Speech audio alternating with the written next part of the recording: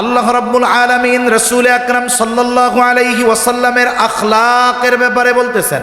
আমার আপনার নবীজির গোটা সিরাতের আলোচনা একটা মজলিসে শেষ করা সম্ভব নয়, কারণ যেই আখলাক, যেই চরিত্রের সত্যায়ন আল্লাহ তাআলা করেছেন, দুনিয়ার মানুষ কিয়ামত পর্যন্ত তাদের জবান দিয়ে ওই নবীজির চারিত্রিক সৌন্দর্যের প্রকৃত বর্ণনা করতে পারবে না। এটা সম্ভব নয় আমাদের দ্বারা, কারণ নবীজির ওই চারিত্রিক সৌন্দর্যের প্রশংসা সত্যায়ন করেছেন কে? আল্লাহ করেছেন। রাসূল আকরাম সাল্লাল্লাহু আলাইহি ওয়াসাল্লামের এই চারিত্রিক সৌন্দর্যের বর্ণনা করার সাথে সাথে, সত্যায়নের সাথে সাথে আল্লাহ তাআলা আমার আপনার নবীজির আদর্শকে আমাদের জন্য আদর্শ বলে অভিহিত করেছেন। আল্লাহ তাআলা কুরআনুল কারীমের মধ্যে বলেন, লাকাদ কানা লাকুম ফি রাসূলিল্লাহি উসওয়াতুন হাসানাহ। আল্লাহ তাআলা বলেন, তোমাদের জন্য রাসূলের জীবন আদর্শের মধ্যেই রয়েছে উত্তম আদর্শ। হাদিসের মধ্যে আসছে, নবীজি সাল্লাল্লাহু আলাইহি ওয়াসাল্লাম জানিয়ে দেন, এই দুনিয়ার মধ্যে একদল ফেরেশতা আল্লাহ তাআলা নিযুক্ত করে রাখছেন, যাদের দায়িত্ব হলো গোটা পৃথিবী ঘুরে ঘুরে যেই জায়গায় মানুষেরা দুরূদ শরীফ পাঠ করে বা যে ব্যক্তি পাঠ করে, এই সালাম নিয়ে নবীজির রওজায় পৌঁছিয়ে দেওয়া। কারণ হাদিসের মধ্যে আসছে, কোনো ব্যক্তি যখন নবীজির প্রতি সালাম পাঠায়, ওই সালাম ফেরেশতারা নবীজির কাছে পৌঁছায়া দেয় এবং ওই উম্মতের সালামের জবাব নবীজি নিজে প্রদান করে। ফেরেশতারা যখন এই দুরূদ নিয়ে, সালাম নিয়ে নবীজির কাছে যায়, শুধু তার পরিচয় উল্লেখ করে এমনটা নয়, বরং তার পিতৃ পরিচয় সহ এটা তুলে ধরে।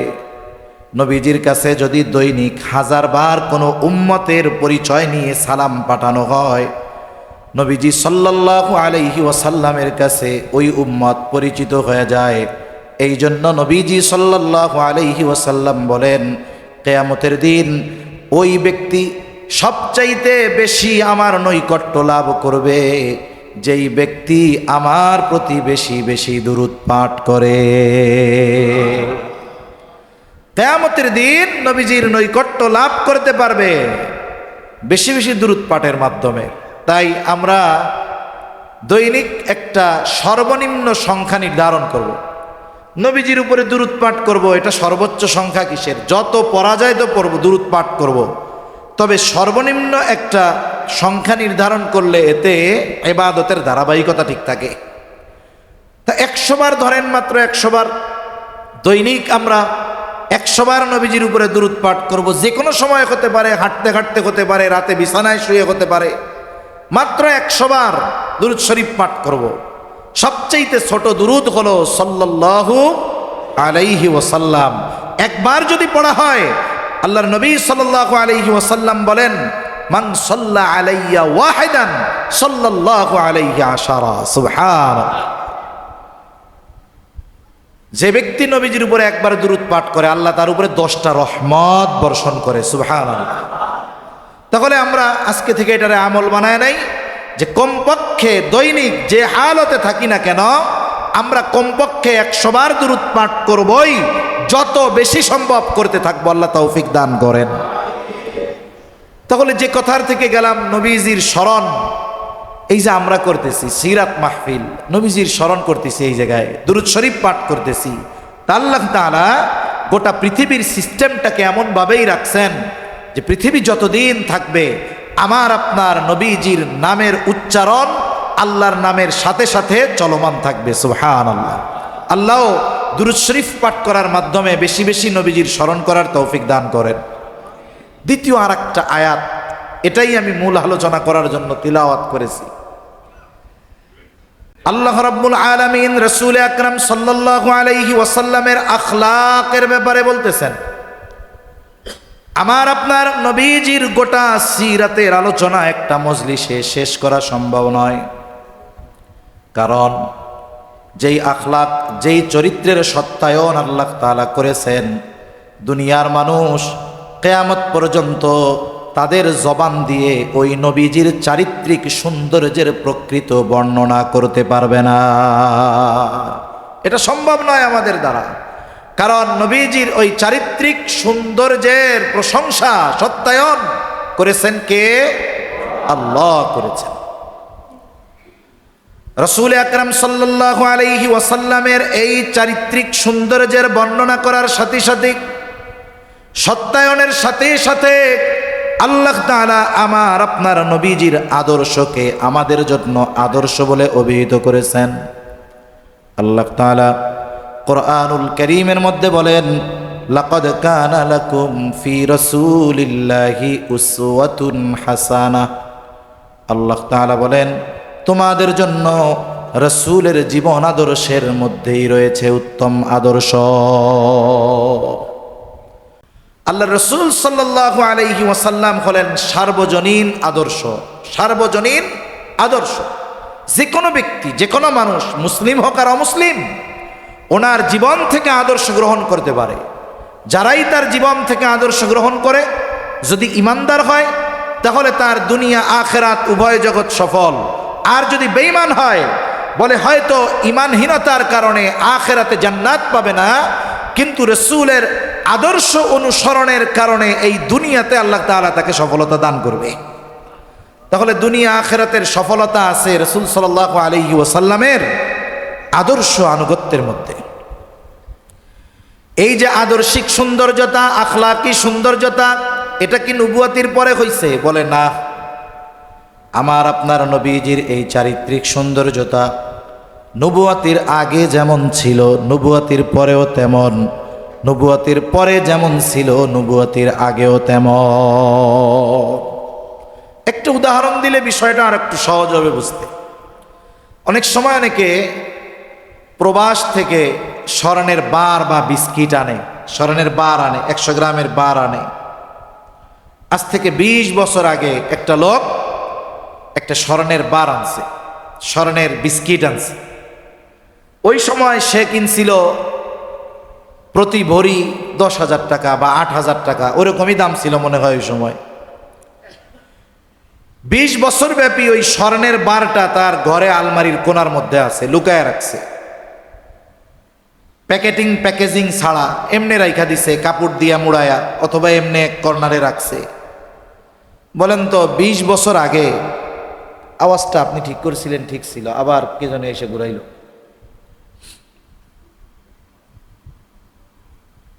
20 বছর আগে উনি যেই স্মরণটা যখন রাখছিলেন, যতটা চাকচিক্যময় ছিল, ঝকঝকা ছিল, ওই ঘরে আলমারির এক কোনায় ফালায় রাখছে। বলেন তো 20 বছর পরে 20 বছর আগের মতো ওই রকম উজ্জ্বল থাকবে নাকি? উজ্জ্বল তো থাকবে না, চকচকা থাকবে না, উপরে ময়লা পড়ে যাবে হয়তো, কিন্তু বলেন তো এই কারণে কি দাম কমে যাবে? তাহলে স্বর্ণ চকচক করলেও দামি, চকচক না করলেও দামি। রাসূলুল্লাহ সাল্লাল্লাহু আলাইহি ওয়াসাল্লামের চরিত্র নবুয়তির আগেও স্বর্ণ, নবুয়তির পরেও স্বর্ণ।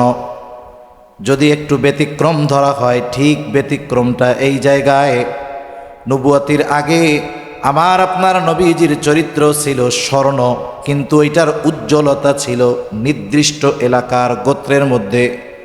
কিন্তু আল্লাহ তাআলা আমার আপনার নবীজিকে নবুয়ত দেওয়ার মাধ্যমে এই চরিত্রের উজ্জ্বলতা এত বেশি বাড়ায়া দিলেন যে নবুয়তির পর এই চরিত্রের সৌন্দর্যতা শুধু আরবের মধ্যে সীমাবদ্ধ ছিল এমন নয়, বরং আল্লাহ তাআলা এই চরিত্রের সৌন্দর্য গোটা পৃথিবীব্যাপী ছড়িয়ে দিয়েছে। রাসূলুল্লাহ সাল্লাল্লাহু আলাইহি ওয়াসাল্লাম নবুয়তির বহু আগে কাফেররা আমার আপনার নবীজির উপাধি দিয়েছে আল আমিন, আস-সাদিক, সত্যবাদী, আমানতদার। শুধু তাই নয়, নবুয়তির পর কাফেররা আমার আপনার নবীজিকে বারবার হত্যার চেষ্টা করেছে। একবার নবীজি বাইতুল্লাহর সামনে নামাজ আদায় করতেছেন, সেজদারত অবস্থায় উটের নাড়ি ভুড়ি এনে আমার আপনার নবীজির মাথার উপরে চাপিয়ে দেওয়া হয়েছে, যাতে করে শ্বাসরুদ্ধ হয়ে তিনি মারা যান। আর একবার নবীজি নামাজে গলার সাথে কাপড় পেঁচায়া শ্বাসরুদ্ধ করে হত্যার প্রচেষ্টা করা হয়েছে। শুধু তাই নয়, হিজরত যেই রাত্রিতে নবীজি করবেন, মদিনায় রওনা হবেন, কাফেরদের সব গোত্র থেকে এক একজন প্রতিনিধি আমার আপনার নবীজিকে হত্যা করার জন্য পাঠানো হয়েছে। ওই কাফেররা যারা বারবার নবীজিকে হত্যার অপচেষ্টা করেছে, কিন্তু কোনোদিন তারা আমার আপনার নবীজির চারিত্রিক ব্যাপারে অপবাদ দেওয়ার দুঃসাহস করে না। কেউ কোনোদিন এই দুঃসাহস করে নাই আমার আপনার নবীজির চারিত্রিক অপবাদ দেওয়ার। দুনিয়ার নিজামটা এরকম, একজন মানুষ যত ভালো হোক না কেন, যদি তার চারিত্রিক ত্রুটি থাকে, ওই চারিত্রিক ত্রুটির কারণে বাকি সব ভালাই আমাদের কাছে খারাপিতে পরিণত হয়। আরে মিয়া যত ভালো হোক, তাহাজ্জুদ গুজারি হোক, বেটা চরিত্র ভালো না। তাহলে ক্যারেক্টার এমন একটা জিনিস, চরিত্র এমন এক জিনিস, এটা দিয়ে একটা মানুষকে সবচাইতে বেশি ঘায়েল করা যায়। এজন্য গোটা দুনিয়াব্যাপী কোনো সম্মানী মানুষের সম্মান যদি নষ্ট করতে হয়, তার চরিত্রের উপরে আঘাত করার প্রচেষ্টা করা হয়। সে যে লাইনের হোক, চেষ্টা করে যে তার চারিত্রিক কোনো ত্রুটি মানুষের সামনে তুলে ধরে মানুষের থেকে তাকে দূরে সরানো যায় কিনা। কাফেররা মানুষদেরকে আমার আপনার নবী থেকে দূরে সরানোর জন্য চারিত্রিক অপবাদ তো দেয় নাই, এই দুঃসাহস তো তারা করে নাই। তারা চারটি শব্দ আমার আপনার নবীজির ব্যাপারে ব্যবহার করত মানুষদেরকে নবীজির থেকে দূরে সরায় রাখার জন্য, মানুষ যেন তার কাছে না যায়, তার কথা বিশ্বাস যেন না করে। এজন্য রাসূল সাল্লাল্লাহু আলাইহি ওয়াসাল্লাম নবুয়ত প্রাপ্তির পর 3 বছর গোপনে দাওয়াত দিয়েছেন, একেবারে গোপনে। এরপরে আল্লাহ নির্দেশ দিলেন, এইবার আত্মীয় স্বজন আশেপাশের লোক যারা আছে সবাইরে দাওয়াত দেওয়া শুরু করেন। নবীজি সাল্লাল্লাহু আলাইহি ওয়াসাল্লাম এইবার প্রকাশ্যে দাওয়াত দিবেন কেমনে? নবীজি উঠে গেলেন আবু কুবাইস পাহাড়ের উপর, আর এক বর্ণনায় আসছে সাফা পাহাড়ের উপরে উঠছেন। যদিও বর্ণনার মধ্যে শব্দ দুইটা, কিন্তু এই দুইটার মধ্যে কোনো সাংঘর্ষিকতা নাই, কারণ সাফা পাহাড় এটা আবু কুবাইস পাহাড়ের একটা অংশ। সাফা পাহাড়টাও আবু কুবাইস পাহাড়ের একটা অংশ। নবীজি দাঁড়াইছেন। আর আবু কুবাইস পাহাড়ের একটা বৈশিষ্ট্য কি, মক্কার মানুষদের কাছে এই পাহাড়ের একটা মর্যাদা ছিল। এই পাহাড়ের উপরে উঠে কোনো ব্যক্তি, সে অপরিচিত হোক, ধনী হোক আর গরিব হোক, আরবি হোক কিবা অনারবি, ধনী কিবা গরিব, যেই এই পাহাড়ে উঠে সাহায্যের জন্য মানুষকে ডাকত, মক্কাবাসী ব্যক্তি দেখত না। ওই পাহাড়ের মর্যাদার কারণে ওই ব্যক্তির সাহায্যার্থে ডাকে আহ্বানে ছুটে আসত। আজকে তো দাঁড়াইছে মুহাম্মদ সাল্লাল্লাহু আলাইহি ওয়াসাল্লাম, সবাই মুহাম্মদ সাল্লাল্লাহু আলাইহি ওয়াসাল্লামের ডাকে পাহাড়ের পাদদেশে হাজির। ও মুহাম্মদ, কেন তুমি আমাদেরকে এখানে একত্রিত করেছো, কেন জমা করেছো? নবীজি সাল্লাল্লাহু আলাইহি ওয়াসাল্লাম প্রথমে তাদেরকে প্রশ্ন করলেন, আমি যদি তোমাদেরকে এই খবর দেই, এই পাহাড়ের পেছন দিকে পাদদেশে একদল সৈন্য সশস্ত্র অবস্থায় তোমাদের উপর আক্রমণ করার জন্য প্রস্তুতি নিচ্ছে, আকুনতুম মুসাদ্দিকিয়া, তোমরা কি আমার এই কথার সত্যায়ন করবা, বিশ্বাস করবা? উপস্থিত সবাই সমস্বরে জবাব দিল, ও মুহাম্মদ, কেন বিশ্বাস করব না? অবশ্যই বিশ্বাস করব, কারণ ইতিপূর্বে আমরা তোমাকে সর্ব অবস্থায় সত্যবাদী পেয়েছি। তুমি তো আমাদের সাথে এই 43 বছরে একটা মিথ্যা কথা বলো নাই, তাহলে তুমি বলবা আমরা বিশ্বাস করবো না? এটা হতে পারে? নবীজি সাল্লাল্লাহু আলাইহি ওয়াসাল্লাম যখন বললেন যে আমি তোমাদের কাছে আল্লাহর পক্ষ থেকে প্রেরিত, আমাকে নবুয়ত দেওয়া হয়েছে, এইবার সব বিগড়ে গেছে। কিছু সংখ্যক মানুষ ছাড়া সবাই নবীজির বিরুদ্ধে চলে গেছে। নতুন এক ধর্মের আবির্ভাব হয়েছে।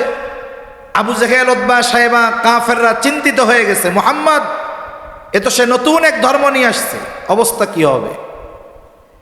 ইতিমধ্যে কাছাকাছি সময়ে হজের মৌসুম, তৎকালীন সময়ে হজ ছিল। তবে আমরা যখন যে পদ্ধতিতে করি এই পদ্ধতিতে না। গোটা পৃথিবী থেকে মানুষ বাইতুল্লায় ছুটে আসতো। ওই হজের মৌসুম একেবারে নিকটে। কাফেররা চিন্তিত হয়ে গেল, কি করা যায়? মুহাম্মদ তো নতুন এক ধর্ম নিয়ে আসছে। ওই সময় পৃথিবীর বিভিন্ন প্রান্ত থেকে মানুষ আসবে। মুহাম্মদ যদি তাদেরকে তার দলে নিয়ে যায়, তাইলে তো আমাদের কর্তৃত্ব, আমাদের পাওয়ার সময়ের সাথে সাথে কমে যাবে। তা কি করা যায়? যে মানুষদেরকে সতর্ক করতে হবে তারা কেউ যেন মুহাম্মাদের কাছে না যায়। কি করবা? পরামর্শ হলো, মক্কায় প্রবেশের চারদিকের 4টি মেন পয়েন্টে, যেখান দিয়ে মানুষেরা ঢুকবে, 4 পয়েন্টে আমরা মানুষ দাঁড় করায় দিব। আগত সকল মানুষকে তারা মুহাম্মাদের ব্যাপারে সতর্ক করবে। পরামর্শে এই প্রস্তাব গৃহীত হলো। সময় চলে আসছে, মানুষের আগমন শুরু হয়ে যাবে। পশ্চিম দিক দিয়ে যারা আসবে, শহরের প্রবেশদ্বারে একদল মানুষ দাঁড় করিয়ে দেওয়া হলো। ওই দিক দিয়ে যারা আসে তাদের কানে তারা এই খবর পৌঁছায় দেয়, শোনো, মক্কায় একজন লোক আছে, তার নাম হলো মুহাম্মদ। খবরদার, ওই লোকের কাছে যাবা না, কথা শুনবা না। ওই লোকটা কিন্তু একটা জাদুকর। পশ্চিম দিক দিয়ে যারা আসতেছে একেবারে সবার কানে পৌঁছায় গেছে, একটা লোক আছে, তার নাম মুহাম্মদ, সে হলো জাদুকর। উত্তর দিকের প্রবেশদ্বারে আর এক দলকে দাঁড় করে দেওয়া হয়েছে। ওই পথে যারা মক্কা নগরীতে প্রবেশ করতেছে তাদের কাছে প্রত্যেকের কানে এই আওয়াজ পৌঁছে দেওয়া হচ্ছে যে, শোনো, মক্কায় একজন লোক আছে, তার নাম হলো মুহাম্মদ। ওই ব্যক্তি কিন্তু একজন গণক। খবরদার, তার কাছে যাইবা না, তার কোনো কথা শুনবা না। পূর্ব দিক দিয়ে যারা শহরে প্রবেশ করবে, মক্কার প্রবেশদ্বারে এক গ্রুপ লোক দাঁড়িয়ে বলতেছে, শোনো, মক্কায় একজন লোক আছে, তার নাম হলো মুহাম্মদ। খবরদার, ওই লোকটা কিন্তু পাগল, তোমরা তার কোনো কথা শুনবা না, তার কাছে যাইবা না। দক্ষিণ দিক দিয়া আর একটা গ্রুপ যারা দাঁড়ায় আছে, ওই পথে যারা মক্কা নগরীতে প্রবেশ করতেছে তাদের কানে এলান দিয়ে দিচ্ছে, শোনো, মক্কা একজন লোক আছে, তার নাম হলো মুহাম্মদ। খবরদার, সে কিন্তু একজন কবি, তার কাছে তোমরা যাবা না, তার কথা তোমরা শুনবা না। এই যে 4টি শব্দ মানুষদেরকে নবীজির থেকে দূরে রাখার জন্য তারা ব্যবহার করত। 1 নাম্বার বলতো জাদুকর, 2 নাম্বার বলতো সে একজন গণক, 3 নাম্বারে বলতো পাগল, 4 নাম্বারে বলতো সে একজন কবি। জবান খুলে জবাব দিবেন, বলেন তো, আমার আপনার নবী কি জাদুকর? আমার আপনার নবীজি কি পাগল? আমার আপনার নবীজি গণক? আমার আপনার নবীজি কবি? কিন্তু ওরা তো নবীজিকে তাদের থেকে দূরে সরানোর জন্য নবীজির ব্যাপারে এটা বলতেছে। ঐতিহাসিকরা বলেন, এই 4টি বিষয় কোনো ব্যক্তির মূল চারিত্রিক ক্ষতির কারণ হতে পারে না, চারিত্রিক ত্রুটির কারণ হতে পারে না। আল্লাহ তাআলার কুদরত কি! এর আগে শুধুমাত্র ওই মক্কা নগরীর মানুষরা আমার আপনার নবীজিকে চিনত। ওই সময় তো আর কোনো প্রযুক্তি ছিল না মানুষের কাছে মানুষের পরিচয় পৌঁছানোর। কিন্তু আল্লাহ তাআলা তাদের কৌশলকে কেমনে কাজে লাগাইছেন, সারা পৃথিবী থেকে যত মানুষ আসছে সবার কানে একটা শব্দ পৌঁছিয়ে গেছে, শব্দটা হলো মুহাম্মদ সাল্লাল্লাহু আলাইহি ওয়াসাল্লাম। সবাই তো ঢুকছে শহরে, সবার মুখে এক নাম, মুহাম্মদ কে রে? একজন কয়, শুনলাম সে নাকি অনেক বড় জাদুকর। আরেকজন বলে, আরে শুনলাম সে নাকি গণক। আরেকজন কয়, শুনলাম সে নাকি বড় কবি। আরেকজন বলে, শুনলাম সে তো পাগল। তাহলে পাগল তো ছোট পাগল না, তাইলে তো আর আমাদের মানা করতো না যে ওনার কাছে যাইও না। এদের সবাইকে নবীজির কাছে যাইতে মানা করা হয়েছে। মানুষের একটা অভ্যাস আছে, আল ইনসানু হারিসুন আলা মা মুনিআ। মানুষকে যেই ব্যাপারে নিষিদ্ধ করা হয়, নিষেধ করা হয়, ওটার প্রতি তার আগ্রহ বেশি পয়দা হয়। এইবার পৃথিবীর বিভিন্ন দেশের মানুষ